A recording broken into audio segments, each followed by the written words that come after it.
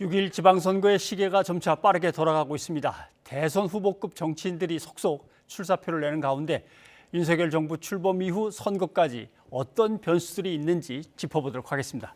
전혜연 시사평론가가 나와 계십니다. 어서 오십시오. 예, 안녕하세요. 반갑습니다.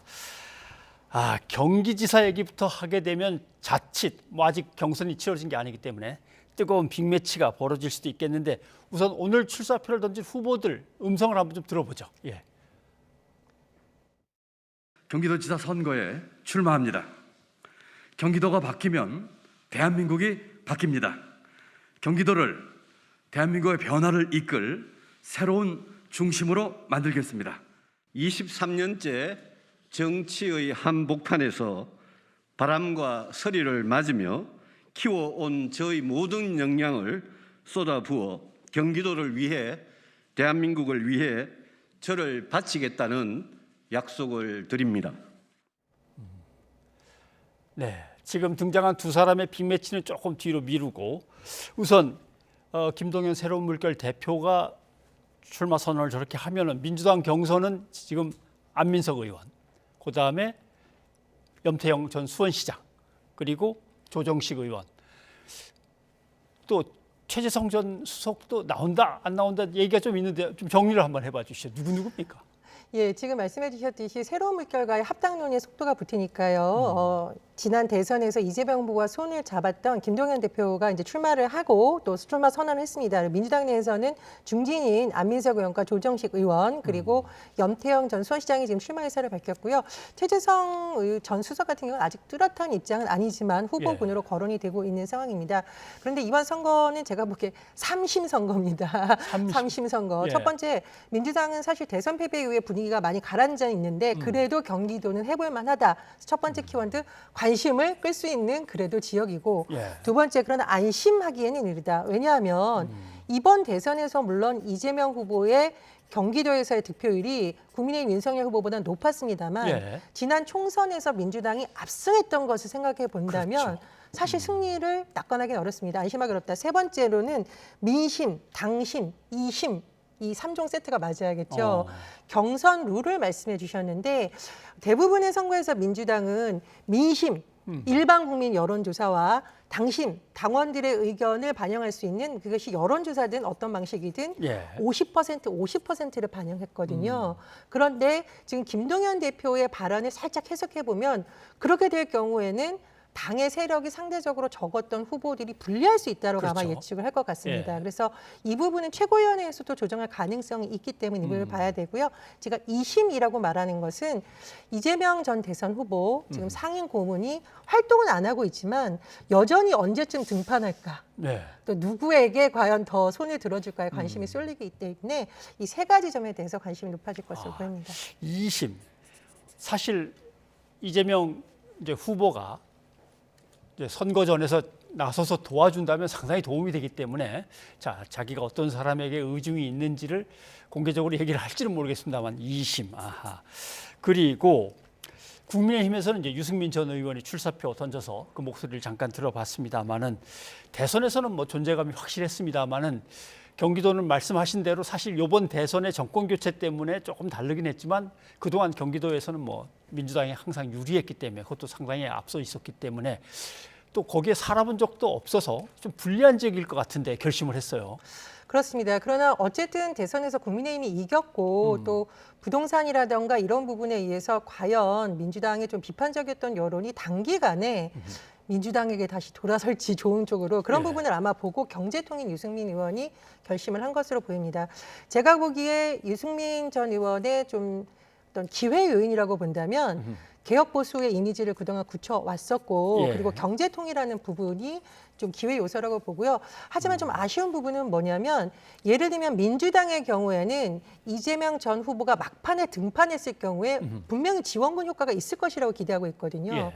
그런데 지금 유승민 이제 예비 후보의 경우에는 윤석열 당선인의 최측근이라서 이른바 힘 있는 후보론을 내세우기도 좀 그건 또 아니고. 애매한 예. 상황이고 그렇다고 보통 이제 당대표나 이런 분들이 지원을 해야 되는데 이준석 대표가 대선 과정에서는 초기에는 어땠을지 모르겠습니다만 후반기에 조금 논란이 있었고 특히 지금 시점에서는 장애인 이동권 문제라든가 이런 부분으로 인해서 수도권 내에서 과연 다른 후보들에게 지원군 역할을 얼마나 해줄 수 있는 좀 의문이기 때문에 유승민 의원이 후보로 나온다면 사실 이준석 대표와 그래도 가까운 사이이기 때문에 힘이 될 텐데. 그렇습니다. 하필. 물론 이제 당내에서 만약 어떤 경선이 된다면 힘이 되겠지만 어떤 중도 성향이 그래도 중요한 경기도에서 과연 큰 도움이 될지는 조금 더 지켜봐야 된다 이렇게 생각이 듭니다. 그러면 민주당, 국민의힘 이제 크게 본다면 아까 이제 뭐 선거 결과가 그동안 어땠는지 잠깐 얘기는 있었습니다만은 판세가 어떻게 될 것 같습니까?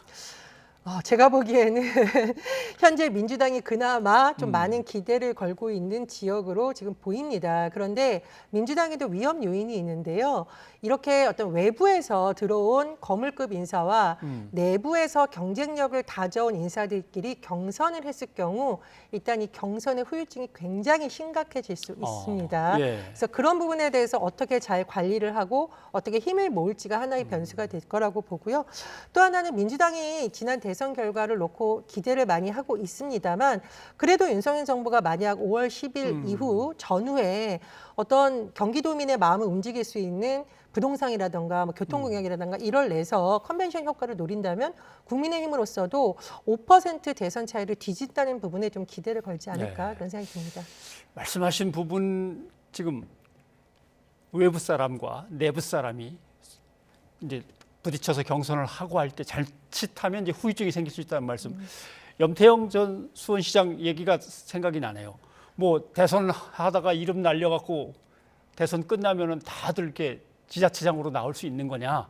그거하고 그건 좀 다른 문제 아니냐 이렇게 볼멘소리를 조금 하던데, 예, 그런 부분도 있겠습니다. 자, 그러면 서울시장 쪽으로 가보면 민주당은 송영길 전 대표 출마론이 계속 이제 힘을 받고 있는 것 같고, 그런데 만만치는 않은 것 같습니다.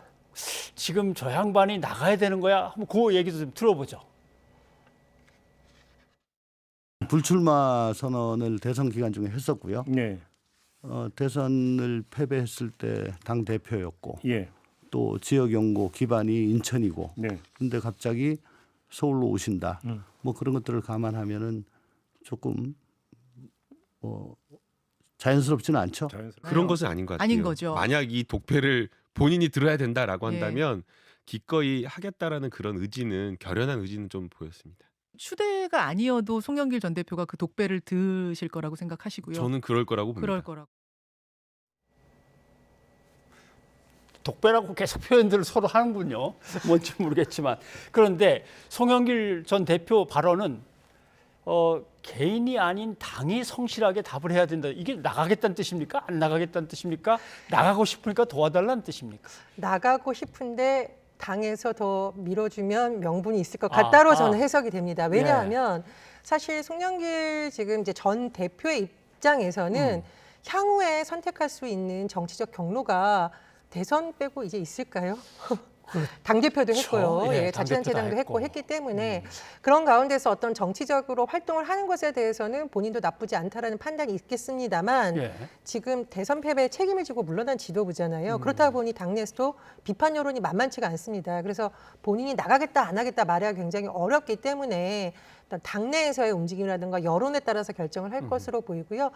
참고로 오늘 오후에 전해진 소식을 보면 송영길 전 대표가 내일쯤이면 서울시장 출마와 관련한 본인의 입장을 SNS 등을 통해서 밝힐 것으로 보입니다. 그래서 내일쯤이면 좀 후보군의 윤곽이 더 뚜렷해지지 않을까 생각이 듭니다. 예. 송영길 전 대표가 서울시장 쪽을 맡고 그쪽이 보궐이 되면 거기에 이재명 전 후보가 다시 등장하는 거 아니냐, 중앙정치무대로. 이 얘기가 계속 나옵니다만 결국 이재명 후보의 다음 포석을 위한 이제 준비들 아니냐 이런 얘기는 계속 나오는데 실제로 이재명 후보가 지방선거에서 어떤 큰 역할을 할 수 있을 것 같습니까? 예, 제가 오늘 민주당 의원들 몇 분 상대로 취재를 예. 해봤는데 인천 계양 을이 이제 송영길 대표가 만약에 출마 선언을 일찍하면 보궐선거 지역이라던가 이런 예. 가능성이 있습니다. 근데 가장 의원들이 우려하는 것은 뭐냐면 이재명 전 후보에 대한 민심이 과연 이것을 좋게 받아들일 것인가. 아니면 비판적으로 볼 것인가에 대한 고민은 분명히 해봐야 된다라는 우려가 있는 것 같고요. 예. 이제 두 번째로는 지방선거의 지원과 관련된 부분이 나오는데 이 부분 역시 좀 엇갈리는 부분이 있습니다. 예를 들면은 뭐 기초단체라든가 광역단체장 지금 선거를 나가려는 분들은 강력한 마케팅을 해줄 인물이 필요한데 그렇죠. 현재로서는 가장 유력한 인물이 이재명 전 후보 고문이라고 보기 때문에 그런 요청이 실제로 많다고 해요. 예. 그런데 문제는 제가 뭐냐면 거듭 말씀드리는데 민심이 과연 이것을 좋게만 볼 것이냐는 겁니다. 그리고 지방선거에서 결과가 민주당이 예상한 것보다도 낮게 나왔을 경우 또 이재명 고문이 받을 정치적 타격이 있기 때문에 그럴 수도. 예. 그런 부분을 놓고 상당히 고민하지 않을까 싶습니다. 대선이 치러지기 한참 전 초창기에 경기도에서 이재명 후보의 이제 지지도하고 막판에 진짜 표 결과로 나온 거하고 좀 따지고 보면 지금 말씀하신 게 약간 위태롭기도 하고 그렇게 호응이 클까라는 걱정을 할 만은 하군요. 알겠습니다. 자, 대구 쪽으로 가보면 이거는 확인을 하나 해야겠습니다. 홍준표 의원이 제가 시장이 되면 의원직을 내놓겠습니다. 근데 내놔야 시장 쪽으로 가는 거 아닙니까? 그렇죠? 그러니까 이게 공직선거법에 따르면 국회의원이 지방자치단체의 선거에 입후보할 경우에는 선거일로부터 30일 전까지 30일. 즉 이제 시간이 뭐 5월 2일까지 이렇게 되는데 과연 이게 홍준표 의원이 이걸 모르고 했을까에 대해서는 좀 여러 가지 해석이 나오는 것 같아요. 모를 수는 없다고 봅니다. 예, 당대표도 했었고 그렇죠. 예, 큰 선거에도 많이 나가봤기 때문에 그런데 제가 보기에 이런 말을 한 것은 지금 국민의힘에서 현역 의원들한테 자꾸 그러니까 일종의 페널티를 주려고 하는 것은 가뜩이나 여소야대 국면에서 의석수의 변동이 있는 것을 줄이려고 하는데 현역 의원들이 자꾸 지방선거에 나가면서 물러났을 경우에는 예. 변수가 많아지게 됩니다. 예. 뭐 물론 뭐 신인한테 조금 더 가점을 주려는 혜택을 주려는 의도 있겠지만 그런 부분이 있는데 문제는 홍준표 의원이 여기서 굉장히 불만을 갖고 있기 때문에 제가 보기엔 좀 알고 있지만 계속 불만을 이런 식으로 표출한 게 아닌가 싶고요. 또 하나 변수가 있죠. 그 박근혜 전 대통령이 사면 이후에 지금 대구에 머무르고 있는데 박 전 대통령의 최측근으로 알려진 유영하 변호사가 내일쯤 또 거취 표명을 하겠다고 한 상황입니다. 그런 복합적인 부분 때문에 아쉬고도 약간 돌려서 말한 게 아닌가 그런 그러고 생각이 보니까 듭니다. 공천도 여러 번 해보신 분이 모를 리는 없을 것 같은데 그런데 유영하 변호사 같은 경우 대구시장 선거에 대한 결심을 내일 말씀드리겠습니다. 그러니까 결심을 말씀드리겠습니다. 그러니까 나오기도 한데 이겠죠. 제가 보기엔 그렇습니다. 안 나오실 거면 지금 말해도 상관이 없는데 그렇죠. 예. 내일은 이제 4월 2일까지 보통 후보 윤곽근이 다 드러나거든요. 그래서 아마 출마를 할 가능성이 높다고 봅니다. 어떻습니까? 지방선거가 대통령 선거하고 바짝 붙어 있어가지고 대선 때의 그 분위기가 지방선거에 과연 얼마나 영향을 미칠 거냐.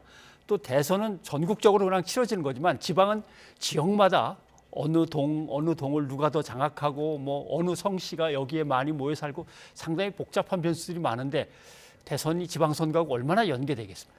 역대 선거의 경우에는 아무래도 당선인 즉 여당이 된 쪽이 지방선거에 유리할 수밖에 없었습니다. 예. 특히 기간이 가까울수록 힘 있는 후보론이 지역에는 굉장히 또 효과적인 마케팅 방법이거든요. 근데 지금 같은 경우에는 좀 특수한 변수가 있습니다. 일단 윤석열 당선인이 국정을 본격적으로 시작한 얼마 안 돼서 지금 지방선거가 치러지는데요. 당선인에 대한 어떤 기대치에 관한 여러 가지 여론조사 숫자를 보면 역대 대통령들의 딱 그 시기, 임기 초반 시기에 비해서 상대적으로 낮은 부분이 있기 때문에 그렇게만 예측하기는 좀 어려운 부분이 있고요. 두 번째로 지금 4월, 5월 흐름을 봐야 되는데 뭐 청문회 전국, 또 여러 가지 뭐 정부 조직법 개편 이런 점을 봤을 때 당선인 측에서 굉장히 관리해야 될 굉장히 어려운 과제들이 많이 놓여 있는 상황입니다. 그래서 호재보다는 관리해야 될 변수가 많은 시기라서 그런 변수가 지난 대선 지방선거에 관계하는 좀 또 다른 면이라고 볼 수 있습니다. 그러고 보니까 총리 후보로 거명이 됐다가 뭐 검증에 들어가서 바로 탈락해서 내려가는 분도 있었고 총리가 됐다가 바로 나온 분도 있었고 상당히 이게 어떻게 보면 진짜 위기 관리를 잘해야 될 부분이긴 하군요. 그렇습니다. 특히나 새로 출범하는 정부의 첫 총리 후보군에 대해서는 여론이 초미의 관심을 갖거든요. 그런데 과연 민주당이 대충 검증을 하겠느냐 저는 그렇지 않다라고 봅니다. 따라서 만약에 첫 총리 후보군에 대한 인사청문회라든가 그 과정에서부터 잡음이 나온다면 그것은 당선인과 새로 출범할 정부로서는 상당히 부담스러운 부분이 되는 것이고요. 또 여성가족부 폐지라든가 뭐 최근에 뭐 장애인 이동권을 둘러싼 이준석 대표에 대한 비판 여론이 지금 당선인이 내세운 국민통합하고 조금 더 결이 다르고 장애인 단체라든가 여성 단체라든가 하는 곳에서 집단적으로 반발할 또 요소로 남아 있습니다. 예. 좀 그런 부분을 같이 봐야 될 것으로 보입니다. 사실 충돌할 거는 뭐 임기 시작하자마자 많이 있습니다. 노총이라든가 노동자 쪽하고도 있고 여성 쪽하고도 있고 그다음에 장애인 쪽하고도 있고 더군다나 총리만 있는 게 아니고 장관들이 다 무사히 인사검증을 통과해야 되는데 거기에서 이제 어떤 변수가 생길지 모르겠는데 우선 중요한 게 하나 빠졌네. 도대체 총리는 누가 될 것 같습니까? 혹시 들으신 얘기가 있으면 살짝. 네, 제 취재의 영역으로 개인적으로 보면은 아무래도 좀 청문회를 통과해야 되니까요. 한덕수 전 총리가 아무래도 유력한 쪽으로 많이 보고 있고요. 당선인 측에서는 뭐 권영세 의원이나 이런 인사들에 대해서도 굉장히 신임이 깊은데 일단 검찰총장 출신 대통령인데 또 뭐 법조인이나 또, 검찰 출신이라기엔 좀 부담스러운 부분이 있고 또 국민의힘 색이 강한 정치인들이 또 너무 들어왔을 경우에는 민주당과의 뭐 협치라든가 이런 부분이 조금 무색해질 수 있기 때문에 아마 여러 정부에서 일을 했고 또 경제 문제에 있어서 잘 알고 이런 인물을 선호하는 게 아닐까 그런 분석이 나오고 있습니다. 통합이나 경제나 그다음에 인사검증을 통과하는 문제나 여러 가지를 따져서 그렇게 보시는군요. 알겠습니다. 자, 오늘 여기까지 듣겠습니다. 고맙습니다. 감사합니다.